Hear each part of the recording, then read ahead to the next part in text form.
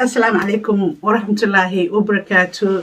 وإلهي مهدي هدي أنا سكسور لابني مرلبات يمن ستحاد يمر أفراد نغو نبضة يديكو نبضة وإلهي مهدي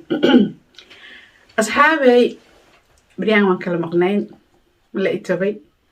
أنا وإنتبي always أنا وإنتبي dadka igu xiran channelkayga iyo my family always waxaan idin siinayaa big love.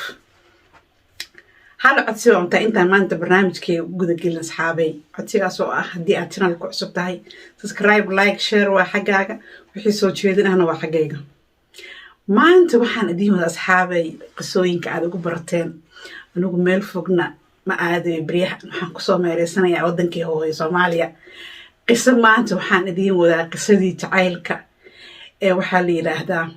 barqad iyo beerlola qiso la yiraahdaa idiin wadaa maanta. qisadaas oo ka dhacday Soomaaliya meel yar oo kamid ah gobolada Soomaaliya ka dhacday qisadaas waxay ahayd qiso jacayl oo aad xanuunkeeda u leh bay ahayd. barqad iyo beerlola waxay ahaayeen laba qof oo dhalinyaro ah oo maxay ahayd isbartay oo wadaagay jacayl aad iyo aad baaxadiisa aan loo soo koobi karin bay wadaageen. oo waxaan dhihi karnaa jacaylkii qays iyo leylo kale ayaa dhex maray labadaas dhalinyarada ah. asxaabayaan idinka hor dhicin qisada waxay ku bilaabatay sida tan. beerlola iyo barqad waxay ahaayeen laba dhalinyaro ah oo degan magaalada la yiraahdo Saylac xeebta halkaas iyo Somaliland awdal dhankaasaan aadaynaa maanta. barqad iyo beerlola waxay ahaayeen dhalinyaro iskuul ah. barqad family wuxuu kasoo jeeday aad u sabool ah oo ma aragtay aan waxba haysanin. wuxuu ka shaqayn jiray meel foorna ah oo ka shaqayn jiray barqad.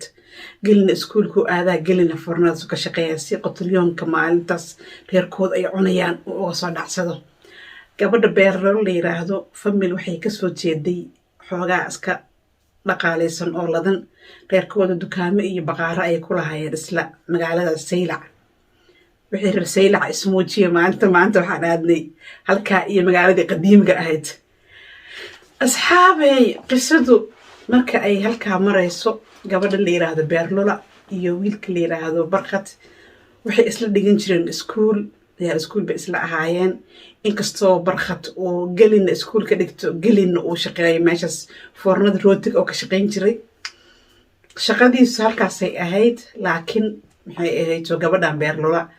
reerkeedu ma ogeyn arrinta jacayl ee labadan ay wadaageen ma aysan ogeyn. ayagoo ma aragtay hawshoodii sida u wataan warqado u qorqoro oo kulankooda wuu yaraa inta badan ma iskulmi jir laakiin qoraal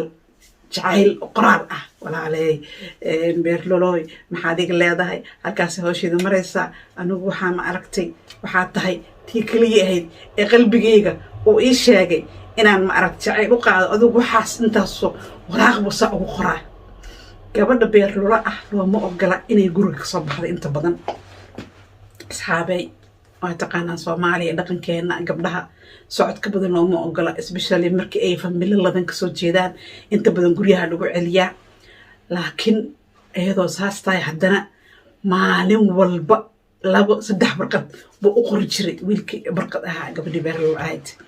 qoraal buu sameeyaa gacanta uga qoraa uu dhiibaa gabdhaha ay ma aragtay isla fariistaan fasalka ayuu ugu dhiibaa. marmar wuxuu maxay miiska ay fadhido hoostiisa saa ugu tuuraa. adigu sheekadayaada ku daalinayna qisada jacaylka gabadh laftigeeda dhinaceeda waxay u qaaday jacayl inkastoo aysan usoo bandhiganin jacayl ay laftigeeda u qaaday. yacni qoraalada uu u qori jiray barqad oo waxay ku noqdeen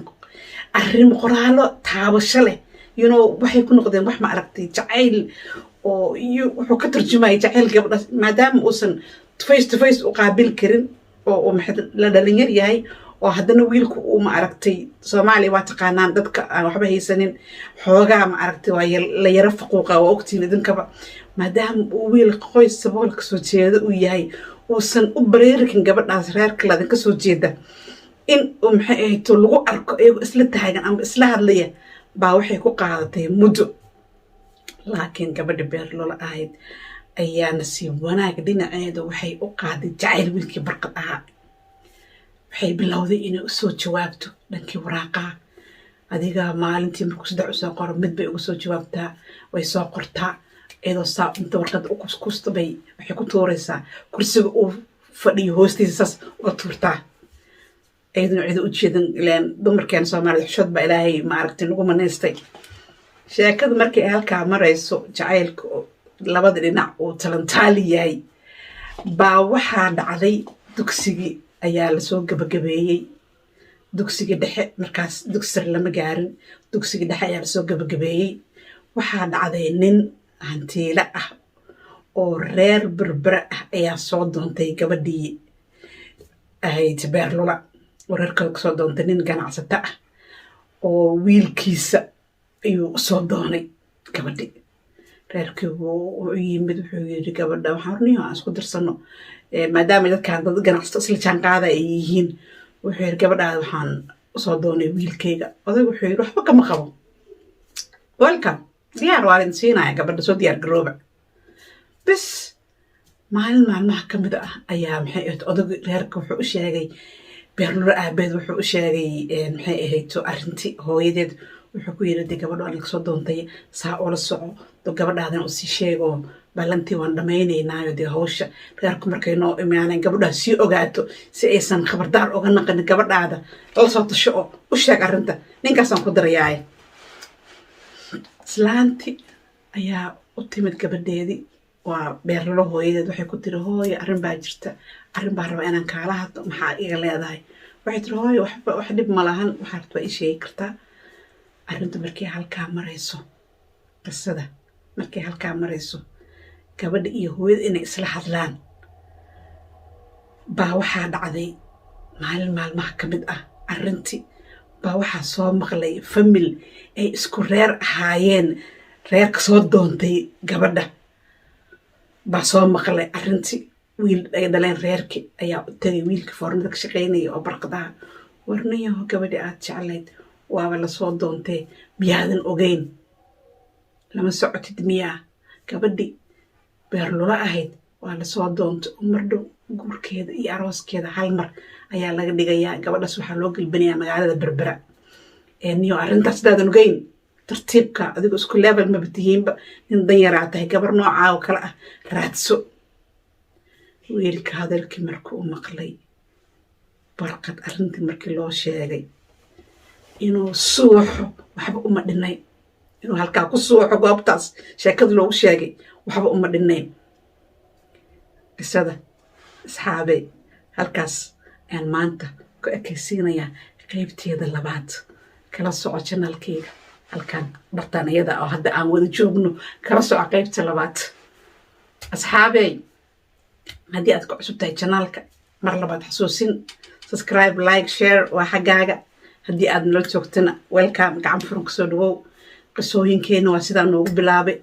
hadda iyo wixii ka dambeeya qisooyinka jacaylka iyo taariikhiga kala soco halkan janalkayga assalaamu calaykum waraxmatullaahi wabarakaatu